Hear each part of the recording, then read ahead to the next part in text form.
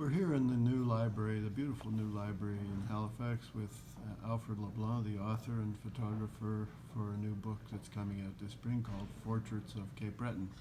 Thanks for coming, Alfred, and congratulations. It's a wonderful collection of intimate portraits of Cape Bretoners. How long have you been taking pictures of Cape Bretoners in this way? It's over 45 years since I've started taking pictures. I think the earliest portraits go back to very late 70s. Wow. So why black and white? I know you'll probably get asked that a lot, but why did you choose to shoot in black and white? Have you always shot in black and white, or is it just a recent thing that you've been doing? I've shot in both color and black and white.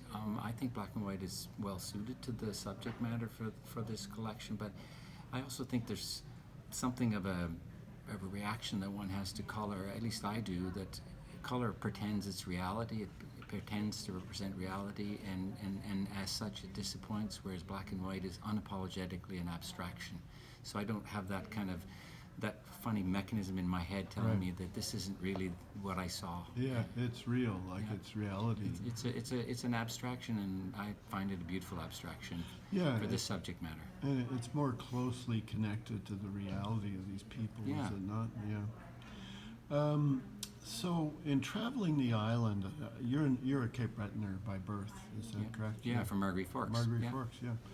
So, have you discovered some aspects of Cape Breton life in doing this project that you hadn't been aware of previously as a child, or you must have traveled the entire island by now, right? I have, and you know, in reflecting on this collection and what to say about this collection, I think a big theme for me is how much change has happened, obviously, in the 40 years. I've changed, the island has changed, the technology has changed, and in terms of my changes, I find that gradually my appreciation and my exposure broadened to include people that I wouldn't have bumped into or had a lot of time with. You know, when I was young, Catholic and Protestant was a big division, and my parents' generation, it was very rare for them to marry across that division, and that has largely changed, and I'm just delighted to have now been exposed over the years to some of the Mi'kmaq communities and industrial Cape Breton and many different communities across the island. There's great faces and great characters and wonderful, welcoming people all over this beautiful island, so it's been a treat to see them. I would think so. You mentioned technology. There's still people living in the old way on Cape Breton. How much do you think technology has had an effect on the Cape Breton way of life, or what we know as the Cape Breton way of life? Well, it depends, of course, on what parts of Cape Breton. I think of industrial Cape Breton now as kind of, you know, with single quotation marks, because I think it's largely a thing of the past. Most of the industry's gone, but it's been replaced by a new economy. And actually the Mi'kmaq community there, member too, has been a big part of that. So there's been a transformation of the economy there. You know, they still fish with traps that are quite similar to what was used decades ago, but the boats are much better, safer, and more efficient than they were. Very, very comfortable, although there's still risk for the fishermen.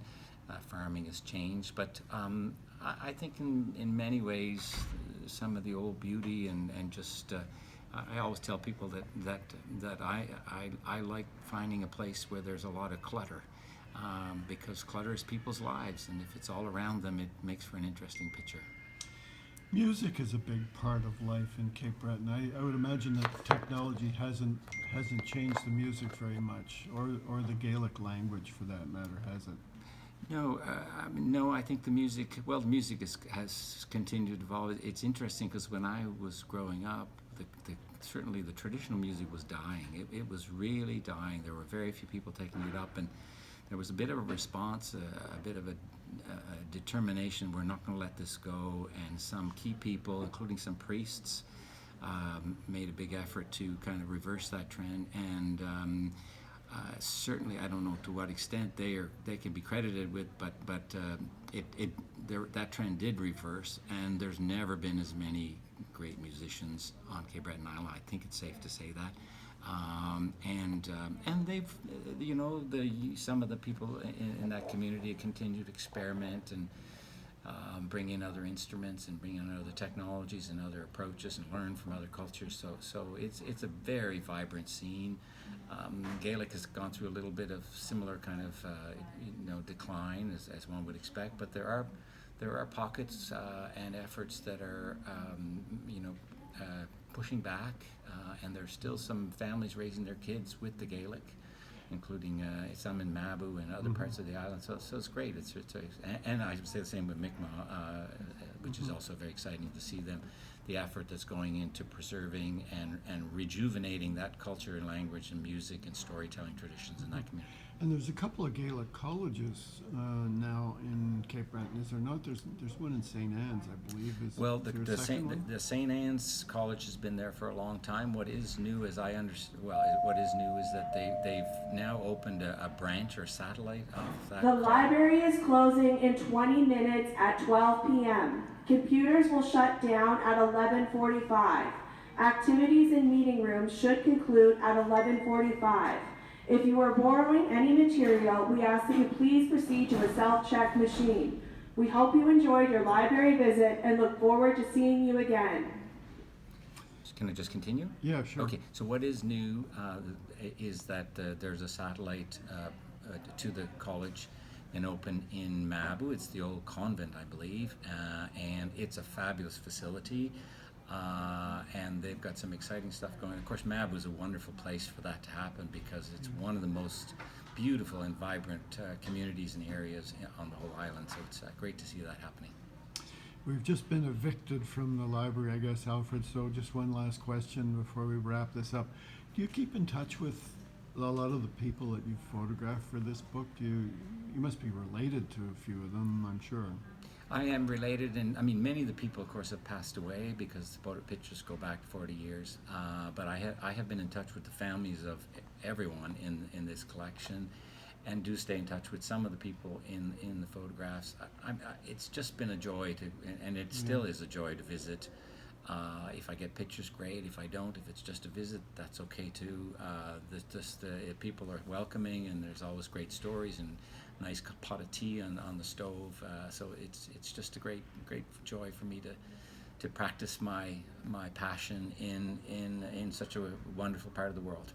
Well, it's a real joy to see this collection of photographs. Of course, we're publishing your book, and it's due to come out this spring. And we look forward to seeing it out on the shelves, and I assume you'll be having a few exhibitions of your work around the Maritimes in the near future. Thanks for coming, Alfred, and thanks for the time for this. Thank you.